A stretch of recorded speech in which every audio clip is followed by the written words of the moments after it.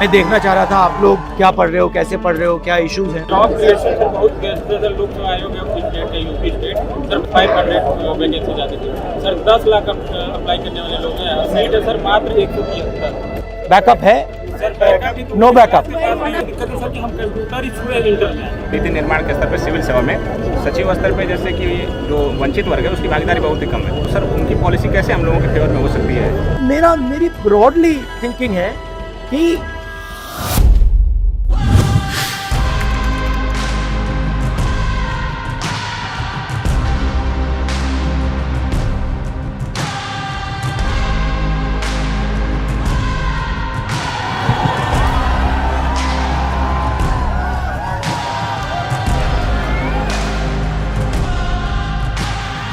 तो बताओ house it, कैसा चल रहा है? मैं देखना चाह रहा था आप लोग की सिचुएशन कैसी है, क्या हो रहा है, क्या पढ़ रहे हो, कैसे पढ़ रहे हो, क्या इश्यूज हैं, थोड़ा समझना चाहता था। अभी मैंने ये यात्रा की, आपने देखा होगा, कन्याकुमारी से कश्मीर, तो उसमें मुझे एक अजीब सी चीज़ देखने को मिली कि जब भी मैं युवाओं से, बच्चों से पूछता था क्या करना चाहते हो, तो सिर्फ 5 जवाब मिलते थे। मतलब 99.99% लोगों ने मुझे बस 5 जवाब दिए। Lawyer, doctor, engineer, IAS, IPS या फिर पुलिस और आर्मी। शायद एक लड़की मिली जिसने कहा कि मैं अपना बिजनेस चलाना चाहती हूँ।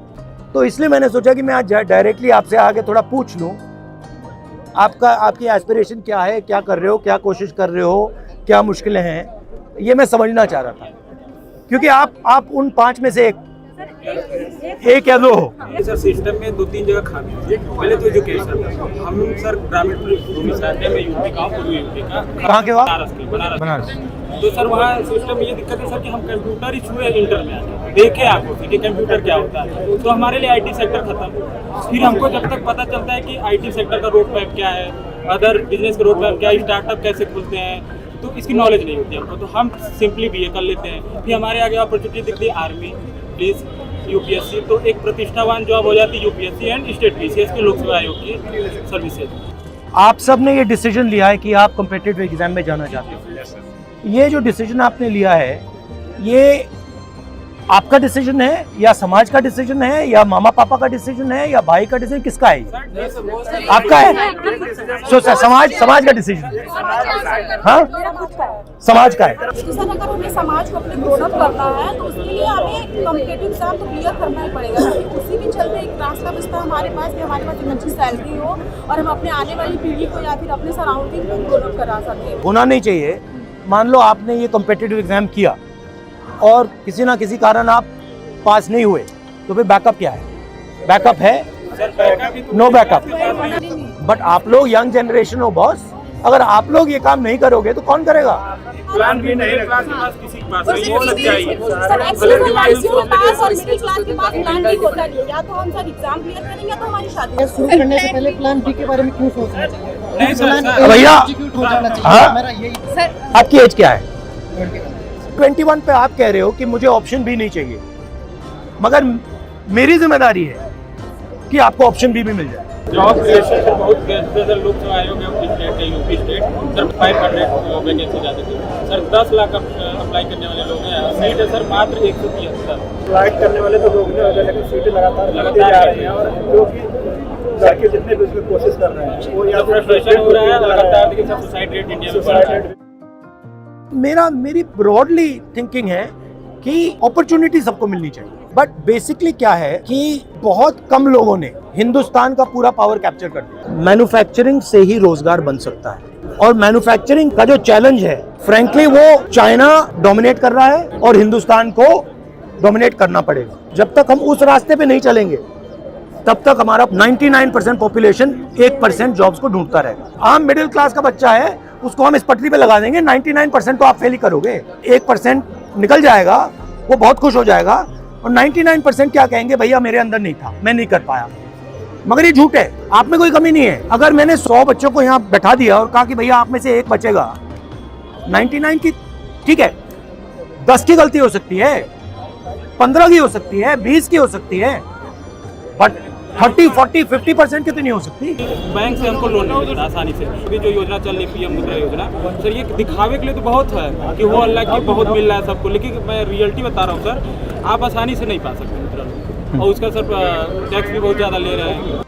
1% वाले पे बात करना है, जैसे बिजनेस अगर हम जाना भी चाहें तो फंड नहीं है मिडिल क्लास फैमिली के लिए, और अगर फंड भी दे दे गवर्नमेंट तो उसको लेने पाने के लिए इतनी नॉलेज नहीं है कहाँ से लेंगे, और गवर्नमेंट भी ऐसा तरीका भी नहीं बताता कैसे ले पाएंगे। अगर आप हिंदुस्तान के बैंकिंग सिस्टम को देखो, आपने कहा कि हमें बैंक लोन नहीं मिलता, आपने कहा कि मुद्रा लोन मतलब प्रयास है उसको मिलता होगा, प्रोसेस नहीं है, वो ठीक है, मगर अगर आप देखें तो 10-15 लोग हिंदुस्तान के पूरे बैंकिंग सिस्टम को कंट्रोल करते हैं, ठीक है, उनका बिजनेस फेल हो, सक्सीड हो, कुछ भी हो, कोई फर्क नहीं पड़ता, ठीक है।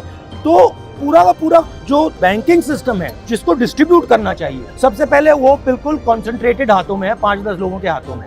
हम चूंकि सर ओबीसी कम्युनिटी से आते हैं, तो सर हमारे साथ पक्षपात हम हर जगह देख रहे हैं। जैसे ना कि मेरा मुद्दा ये है कि जैसे आपने कहा कि जो नीति निर्माण के स्तर पर सिविल सेवा में सचिव स्तर पर जैसे कि जो वंचित वर्ग है उसकी भागीदारी बहुत ही कम है, तो सर उनकी पॉलिसी कैसे हम लोगों के फेवर में हो सकती है? मैंने कभी कर्नाटक में बोला, सबसे पहले तो ये पता लगाना पड़ेगा कि हैं कितने लोग।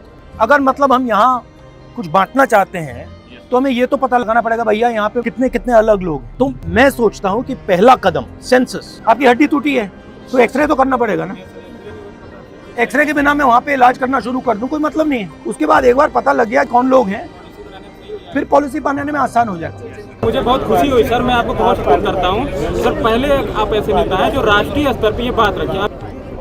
आप एज अ पॉलिटिशियन कैसे सजेस्ट करेंगे कि पॉलिटिशियन में कैसे करियर होना चाहिए? पॉलिटिकल करियर में भी अलग अलग तरीके होते हैं, तो मेरा तरीका थोड़ा अलग है। मेरी सोच है और ये नेचुरली मेरे अंदर है कि जो कमजोर है, जिसको अपॉर्चुनिटी नहीं मिल रही है, जिसको दबाया जा रहा है, जिसको डराया जा रहा है, धमकाया जा रहा है, उसकी रक्षा करना मेरे लिए पॉलिटिक्स है।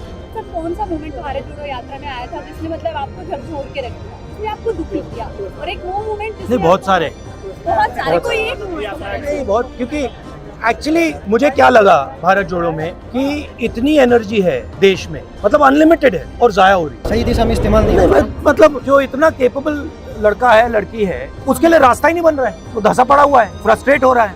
तो ये मुझे मतलब, और ये हर स्टेट में था। राहुल मेरा 15 इयर्स का ड्रीम था आपसे मिलने का। अच्छा। फाइनली आफ्टर 15 इयर्स पूरा हुआ है।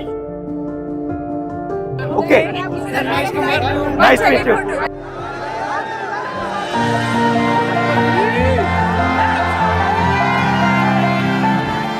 काफ़ी अच्छा लगा।